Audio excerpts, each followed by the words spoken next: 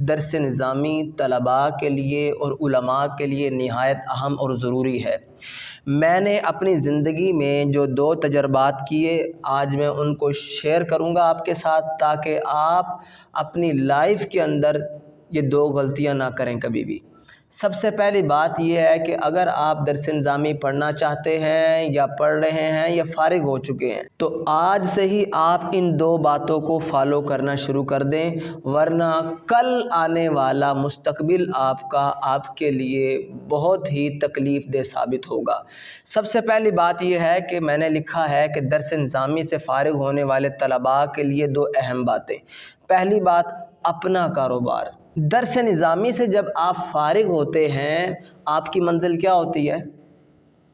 سوال کیجئے اپنے آپ سے کہ آپ کی منزل کیا ہوتی ہے؟ آپ کی منزل ہوتی ہے مسجد۔ کسی مسجد میں امامت کروانا، خطاب کرنا، بس یہ 2 باتیں ہوتی ہیں، عوام کو مسائل بتانا۔ تو میرا سوال آپ سے یہ ہے، آیا کہ جو مسجد والے تنخواہ آپ کو پے کریں گے، جو سیلری دیں گے، آیا کہ اس میں آپ کا گزارا ہوگا کہ نہیں ہوگا؟ اس بات کو پیش نظر رکھیں۔ اب اس بات کا اگر آپ نے تجربہ لینا ہے کہ ائمہ کرام کا، ائمہ مساجد کو جو تنخواہ جو پے مل رہی ہے، ان میں ان کا گزارا ہو رہا ہے کہ نہیں ہو رہا، آپ ان سے جا کر ابھی پوچھ لیں۔ آپ ان سے پوچھیں، آپ ایک نہیں 10 ائمہ مساجد کے پاس جائیں اور ان سے پوچھیں کہ آپ کا گزارا ہو رہا ہے اس تنخواہ میں کہ نہیں ہو رہا۔ آپ کو اکثر و بیشتر مقامات سے یہ سننے کو مل رہا ہے کہ حضرت صاحب ہمارا گزارا نہیں ہو رہا اس تنخواہ میں۔ اگر ہم مدرسے میں پڑھاتے ہیں کسی امامت خطابت کے علاوہ اور کہیں ٹیوشنیں وغیرہ پڑھاتے ہیں، تب جا کر ہمارا سرکٹ چلتا ہے، ورنہ تو نہیں۔ یعنی ائمہ مساجد کی اتنی تنخواہیں نہیں ہیں کہ وہ اپنی خواہشات، جائز خواہشات کو پورا کر سکیں، اپنے بیوی بچوں کی جائز خواہشات کو پورا کر سکیں۔ اور دوسری بات جو بڑی قابل توجہ ہے وہ یہ کہ مسجد کی انتظامیہ،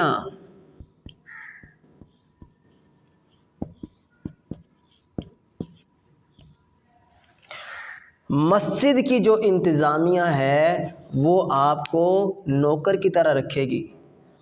ہر 2 ٹکے کا بندہ آپ کے اوپر باتیں کسے گا، آپ پر الزام دے گا، قاری صاحب نے یہ نہیں کیا، وہ نہیں کیا، قاری صاحب نے بچے کو مار دیا، قاری صاحب ٹائم پہ نہیں پہنچے، اور آپ کہاں جا رہے ہیں، کہاں آ رہے ہیں، یہ آپ پر نظر رکھی جائے گی۔ آپ مینٹلی طور پر پریشان ہو جائیں گے کہ یار میں مصلی رسول پر کھڑا ہو کر میں دین پڑھنے کے لیے آیا تھا، اور جب میں فارغ ہوا ہوں تو یہ میں کیسے اپنے ساتھ سلوک دیکھ رہا ہوں۔ تو مسجد کی جو انتظامی ہوتی ہے وہ اکثر و بیشتر فرعون صفت ہوتی ہے۔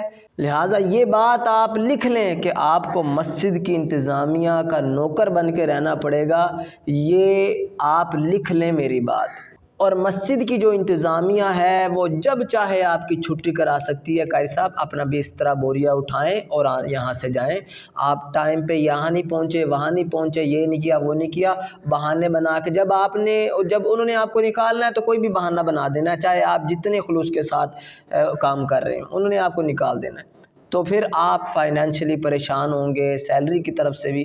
تو یہ ساری وجوہات، ان ساری پریشانیوں سے بچنے کے لیے ضروری ہے کہ آپ اپنا آج سے ہی کاروبار شروع کر دیں، آزاد ہو جائیں، اپنا کاروبار کریں، تاکہ مسجد کی انتظامیہ کا نوکر نہ بننا پڑے، نہ غلام بننا پڑے، اور اس کے علاوہ آپ جو ہے حق بات منبر رسول پر بیٹھ کر بیان کر سکیں۔ یہ کیسے ممکن ہے؟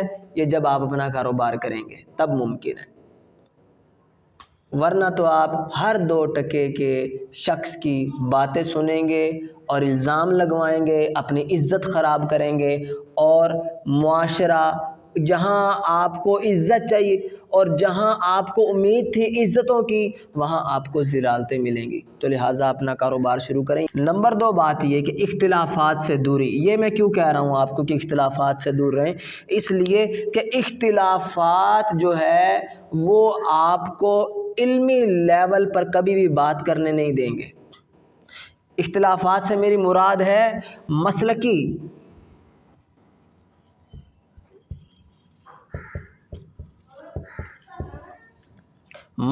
اختلافات سے دور رہیں، اور قرآن کا، حدیث کا میسج اور پیغام آگے لوگوں کو ڈلیور کریں، اختلافات سے دور رہیں۔ اگر آپ اختلافات میں پڑ جاتے ہیں تو آپ دین کی خدمت نہیں کر سکتے۔ اختلافات میں پڑ جانا، مسلکی اختلافات میں پڑ جانا، اس کا مطلب یہ ہے کہ آپ کچھ شخصیات ہیں ان کو فالو کر رہے ہیں اور ان کے نظریات لے کر آگے بڑھ رہے ہیں، آپ قرآن اور سنت کی خدمت نہیں کر رہے۔ آپ قرآن اور سنت کی خدمت نہیں کر رہے، بلکہ چند ایسی شخصیات ہیں جن کے نظریات آپ لے کر آگے بڑھ رہے ہیں، اور آپ کی ہر تقریر کے اندر وہی شخصیات مرکزی نقطہ نظر ہوتی ہیں اور انہی کے فضائل، انہی کی کرامات آپ بیان کرتے ہیں۔ تو لہٰذا یہاں سے آپ کا جو علمی لیول ہے وہ بھی ختم ہو جاتا ہے، اور آپ لوگوں کو اسلام میں داخل کرنے کی بجائے لوگوں کو اسلام سے باہر کرنا شروع کر دیتے ہیں۔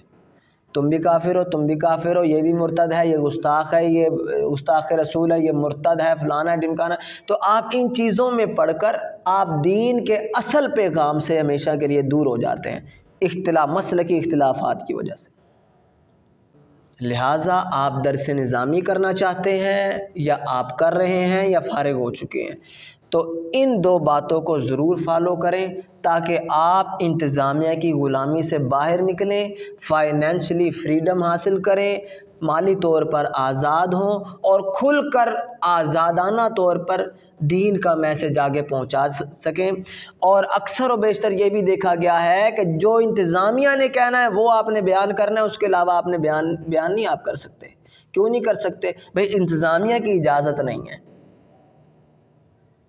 اگرچہ آپ نے حدیث رسول بھی بیان کرنی ہے، اگر انتظامیہ نے روک دیا تو آپ حدیث رسول بھی بیان نہیں کر سکیں گے۔ کیوں؟ اس لیے کہ انتظامیہ نے روکا ہوا ہے، وہ آپ کو پے دیتی ہے، تنخواہ دیتی ہے، تو لہٰذا آپ مجبور ہیں۔ لہٰذا کاروبار پر فوکس کریں ساتھ ساتھ۔ دوسرا، مسلکی اختلافات کو چھوڑ کر دین کا میسج عام کریں۔ گویا کہ میں آپ کو یہ بتانا چاہتا ہوں، خدمت مسلک نہیں بلکہ خدمت دین کریں۔